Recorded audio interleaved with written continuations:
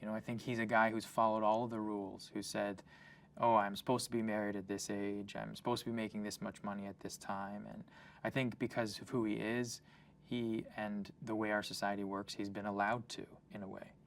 But he's lacking the richness of a real life somewhere.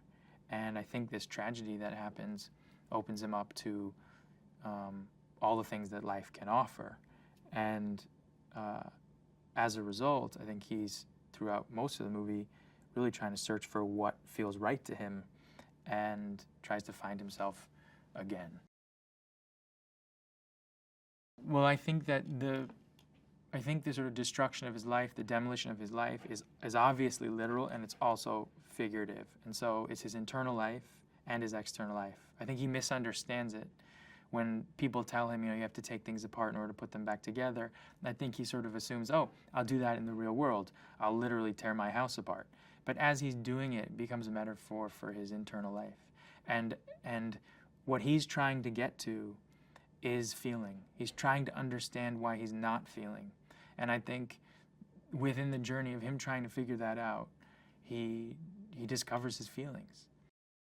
I think what moved me really was, so often we are told how to experience a situation, how we're supposed to experience a situation, we're supposed to feel, not only literally somebody telling you that, but just convention. You know, the movies we see, the books we read, the magazines we read, on the internet, whatever it might be, we're told this is the way it should be. And every human being is so specifically and individually themselves, and I think that doesn't leave much room for reacting however you would react as yourself. And so this is a movie really about the specificity of one guy and how he responds to grief and the things he loves and losing them and trying to put his life back together.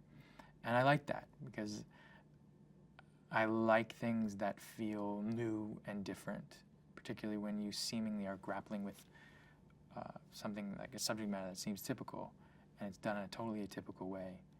I think that's just great. I think it's wonderful.